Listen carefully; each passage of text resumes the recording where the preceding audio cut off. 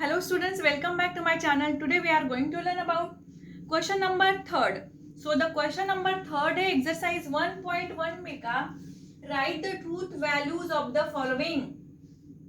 क्या पूछा है? write the truth values of the following मतलब उसकी truth value मतलब जो अगर true है तो true, false है तो false, ठीक है, तो उसकी truth value क्या होगी, तो ये हमको बताना है.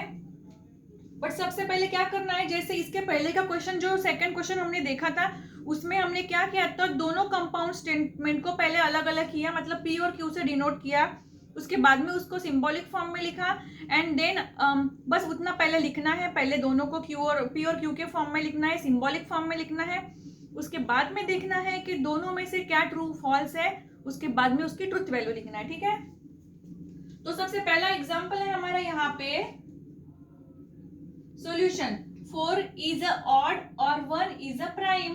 तो देखो दोनों स्टेटमेंट है, 4 इज अ ऑड, इनको पी और क्यू के फॉर्म में लिख लेते हैं. 4 इज ऑड और सेकेंड स्टेटमेंट क्या है, 1 इज प्राइम. उसके बाद में इसका सिंबॉलिक फॉर्म लिखते हैं. Symbolic form of the given statement is, symbolic form क्या होगा इसका, देखो सिंबॉलिक फॉर्म लिखती हूँ. दोनों स्टेटमेंट को और से ज्वाइन किया है तो इसका सिंबल होगा पी डिसजंक्शन क्यू. ठीक है, पी डिसजंक्शन क्यू, ये इसका सिंबॉलिक फॉर्म हो गया. अब इसको फाइंड करना है कि ट्रू है या फॉल्स है. अब देखो 4 इज ऑड, 4 इज ऑड, 4 ये ऑड के टेबल में तो आती है लेकिन इवन के भी, तो 4 ये फॉल्स हो गया.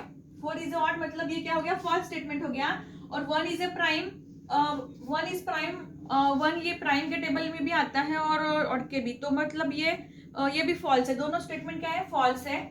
तो ये होगा स्टेटमेंट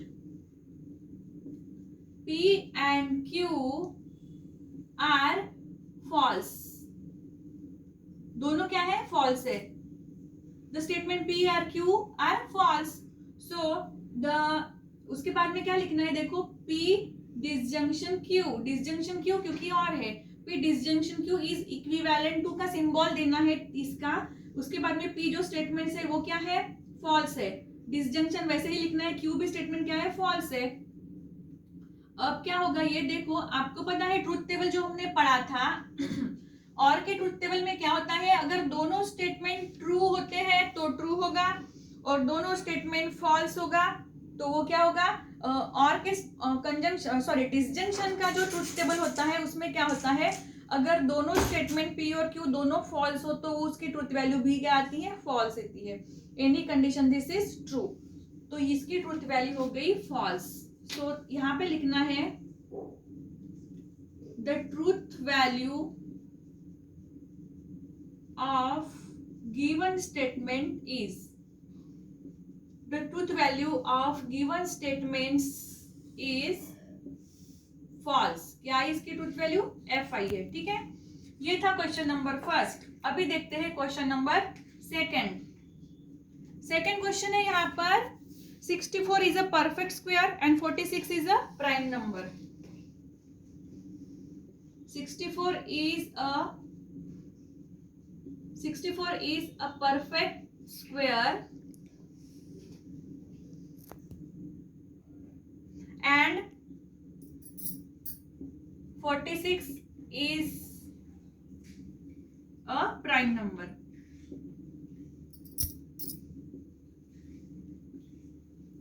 इसकी भी ट्रूथ वैल्यू निकालते हैं. सबसे पहले दोनों को पी और क्यू के फॉर्म में लिखना है. सबसे पहला स्टेटमेंट है 64 is a perfect square, 64 is a perfect square. और सेकंड है Q, 46 is a prime number, 46 is a prime number, 46 is a prime number. ठीक है, तो यहाँ पे क्या करना है, देखो पहले सिंबॉलिक फॉर्म में लिख लेते हैं दोनों को. The symbolic form of the given statement is, symbolic form of the given statement is, दोनों को क्या दोनों जो स्टेटमेंट को एंड से ज्वाइन किया है तो ये होगा P कंजंक्शन Q, ठीक है। और इसकी ट्रूथ वैल्यू लिखना है statement P and Q are. अब ये फाइंड करो कि ये दोनों स्टेटमेंट में से ट्रू फॉल्स है, कौन सा ट्रू है कौन सा फॉल्स है। यानी ट्रूथ वैल्यू क्या है, 64 इज अ परफेक्ट स्क्वायर। अब देखो 64 इज अ परफेक्ट स्क्वायर, 64 ये परफेक्ट स्क्वायर है क्या, है, क्योंकि 8 का स्क्वायर 64 होता है तो ये परफेक्ट स्क्वायर है। इसकी मतलब इसकी ट्रूथ वैल्यू होती है T। Then 46 is a prime number, तो 46 इज अ प्राइम अगर अपने ही टेबल में अगर आता है तो वो ट्रू होगा, लेकिन ये अपने ही टेबल में और दूसरे भी टेबल में आता है क्या, नहीं, तो ये होगा फॉल्स, ठीक है। तो पहला स्टेटमेंट आ गया ट्रू एंड सेकंड स्टेटमेंट हो गया फॉल्स, ठीक है। तो फॉल्स आ गया, पहला ट्रू और दूसरा फॉल्स, तो इसकी ट्रूथ वैल्यू होगी P डिसजंक्शन Q, ऐसा लिखना है P disjunction Q is equivalent to P statement true है और दूसरा स्टेटमेंट फॉल्स है। और डिसजंक्शन के ट्रूथ टेबल में अगर देखोगे, डिसजंक्शन के ट्रूथ टेबल में अगर दोनों स्टेटमेंट ट्रू आते हैं तो ही उसकी ट्रूथ वैल्यू T आती है, अगर दोनों स्टेटमेंट डिफरेंट है तो उसकी ट्रूथ वैल्यू फॉल्स आएगी। तो इसकी ट्रूथ वैल्यू आ गई फॉल्स, ठीक है। So the truth value of the given statement is truth value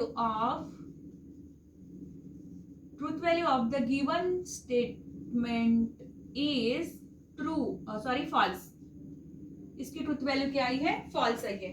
इस तरह से हमको सॉल्व करना है। अभी देखते हैं third example.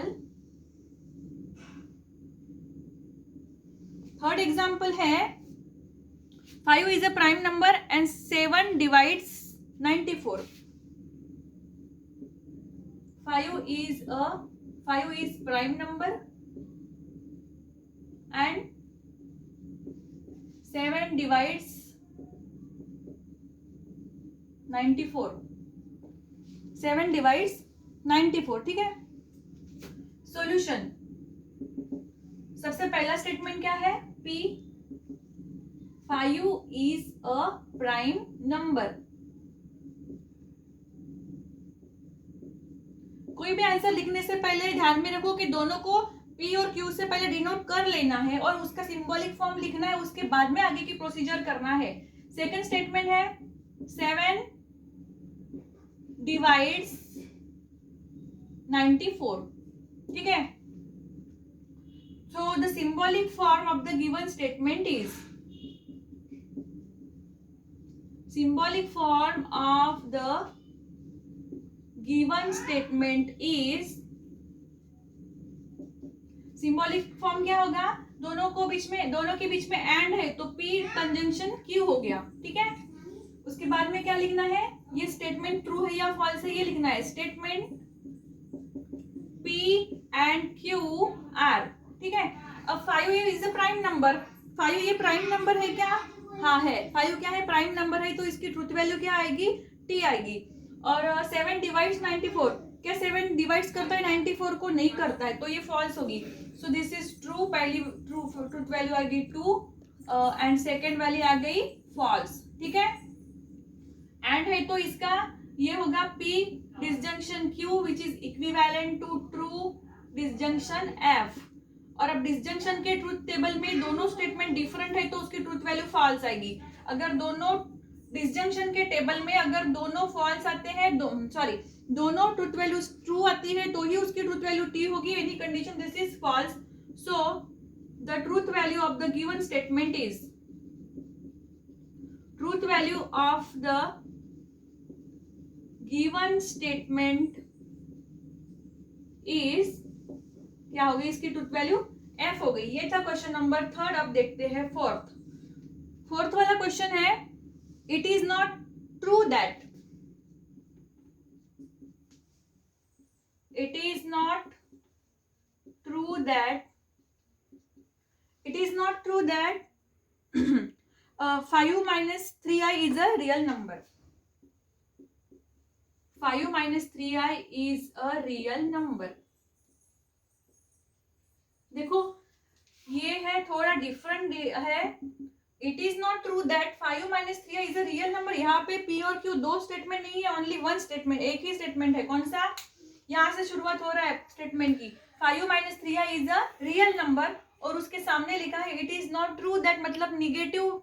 It is not true that मतलब ये सही नहीं है, मतलब निगेटिव बताया गया है। तो सबसे पहला स्टेटमेंट यहाँ पे एक ही है, जो है 5 minus 3i is a real number. एक बात ध्यान में रखनी है, अगर निगेटिव दिया हो तो पी और क्यू के फॉर्म में लिखते टाइम निगेटिव नहीं लिखना है, उसको पॉजिटिव ही लिखना है। जब भी आप सिंबॉलिक फॉर्म लिखोगे तभी ही उसका निगेशन लिखना है, ठीक है? ये बात ध्यान में रखना है आपको। तो एक ही स्टेटमेंट है यहाँ पे, ठीक है? तो इसका जो सिंबॉलिक फॉर्म होगा वो क्या होगा? ये निगेशन पी होगा। निगेशन पी इक्विवेलेंट टू इसकी ट्रुथ वैल्यू फॉल्स होगी, क्योंकि ये it is not true that लिखा है। 5 माइनस 3 ये रियल नंबर है क्या? नहीं, जहां पे आई आता है वो कॉम्प्लेक्स नंबर होता है। 5 minus 3 is a complex number, तो इसकी ट्रुथ वैल्यू फॉल्स आती है, ठीक है? तो ये क्या होगा? मैंने बताया था निगेशन के इसमें अगर किसी की ट्रुथ वैल्यू एफ हो तो वो ट्रू होगा, ट्रू होगा तो फॉल्स होगा। अब ये फॉल्स है तो इसकी ट्रुथ वैल्यू क्या आएगी? टी आएगी, टी आएगी, ठीक है? So the truth value of the given statement is, truth value of the given statement is true. क्या है इसकी ट्रूथ वैल्यू? टी आई, ठीक है? इस तरह के भी क्वेश्चन आते हैं, इसमें एक ही सेंटेंस दिया हुआ है, 5 minus 3 is a real number, इसको पी के फॉर्म में लिख लिया मैंने। उसका सिंबॉलिक फॉर्म होता है निगेशन ऑफ पी। इसका सिंबॉलिक फॉर्म क्या है? Negation P. सिंबॉलिक फॉर्म होता है निगेशन पी, ठीक है? सो और ट्रुथ वैल्यू क्या आई है? टू आई है। क्यों टू टी आई है? क्योंकि निगेशन पी, ये 5 माइनस 3 आई जो है ना वो क्या है? कॉम्प्लेक्स नंबर है, और यहाँ पे क्या दिया है? रियल नंबर, तो उसकी ट्रुथ वैल्यू फॉल्स है। अगर निगेशन के इसमें अगर किसी की ट्रुथ वैल्यू फॉल्स होती है, अगर वो फॉल्स है तो उसकी ट्रुथ वैल्यू टी आएंगी, और ट्रू होगा तो फॉल्स होगा। तो ये थे क्वेश्चन, फोर्थ क्वेश्चन हो गए क्वेश्चन नंबर 3 में के, और भी एग्जाम्पल्स है जो हम अभी देखने वाले हैं। अभी देखते हैं next example, question number 5। If 3 into 5 is equal to 8, then 3 plus 5 is equal to 15। दोनों स्टेटमेंट को इफ और देन से ज्वाइन किया गया है, ठीक है? पहला स्टेटमेंट लिखते हैं 3 इंटू 5 इज इक्वल टू 8। दूसरा स्टेटमेंट लिखती हूँ 3 plus 5 is equal to 15। Symbolic form में लिखती हूँ, सिंबॉलिक फॉर्म पहले लिख लेना है। सिंबॉलिक फॉर्म क्या होगा? दोनों स्टेटमेंट को इफ देन से ज्वाइन किया है तो ये होगा पी कंडीशनल क्यू, ठीक है? अब दोनों में से ट्रू और फॉल्स कौन से है ये लिखना है। The statement P and Q R. पहला स्टेटमेंट क्या है? 3 इंटू 5 8 होता है क्या? नहीं, गलत है। 3 इंटू 5 क्या होता है? 15 आता है, तो ये गलत है, तो ये फॉल्स हो गया, ठीक है? एंड दूसरा क्या है?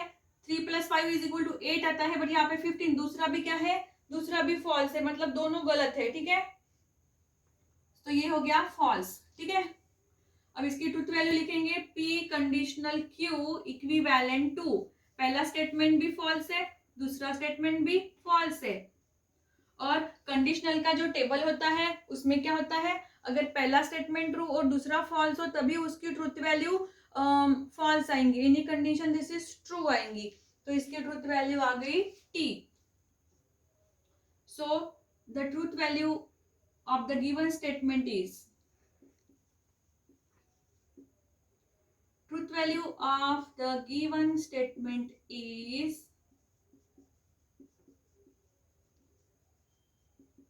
t। क्या है इसकी ट्रुथ वैल्यू? t। अब नेक्स्ट एग्जांपल देखते हैं, milk is white and grass is green. If दोनों के बीच में इफ एंड ओनली इफ है तो ये बाय कंडीशनल स्टेटमेंट हो गया। पहला स्टेटमेंट है मिल्क इज व्हाइट, दूसरा स्टेटमेंट है sky is blue. Symbolic form क्या होगा दोनों के बीच का? सिंबॉलिक फॉर्म होगा P बाय कंडीशनल Q। दोनों के बीच में बाय कंडीशनल का सिंबल आ रहा है, और इसकी ट्रुथ वैल्यूज आएंगी the statement P and Q are. Milk white होता है तो इसकी ट्रूथ वैल्यू टी होगी, बराबर है, सही है।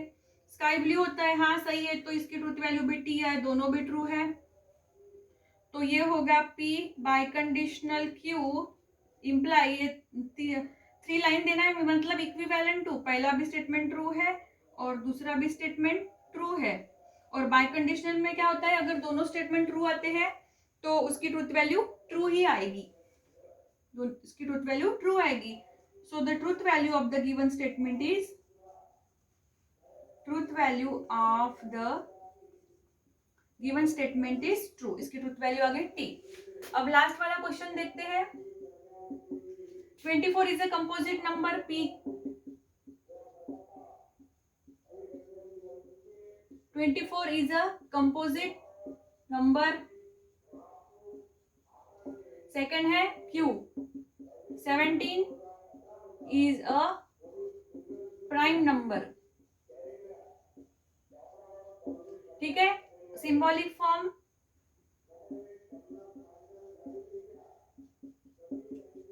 सिंबॉलिक फॉर्म दोनों के बीच में और है तो P डिसजंक्शन Q हो गया। अब स्टेटमेंट ट्रू है या फॉल्स है देखो, statement P and Q are. अब 24 इज अ कंपोजिट नंबर, 24 ये कंपोजिट नंबर है क्या, हाँ है, ट्रू है। और 17 प्राइम नंबर है क्या, हाँ है, दोनों भी ट्रू है। तो इसकी ट्रूथ वैल्यूज दोनों की आ गई true and true. So P disjunction Q equivalent to true disjunction true, और डिसजंक्शन में दोनों स्टेटमेंट ट्रू होगी तो उसकी ट्रूथ वैल्यू टी ही आएगी। सो the truth value of the given statement is, truth value of the given statement is T, ठीक है, tree है। यहाँ पे हमने पूरे क्वेश्चन कंप्लीट कर लिए। एक्सरसाइज 1.1 में के क्वेश्चन नंबर 3 के पूरे एग्जांपल्स मैंने आपको डिटेल में समझाए हैं। आपको ये क्वेश्चन समझने के लिए क्या करना है, आपको ये जो conjunction, disjunction, negation, conditional, bye conditional सभी के ट्रूथ टेबल है ना, वो अच्छे से याद रखना है, कब ट्रू आएगा और कब फॉल्स आएगा। ये आपको अगर याद रखे तो आपको ये आसानी से आ जाएगा।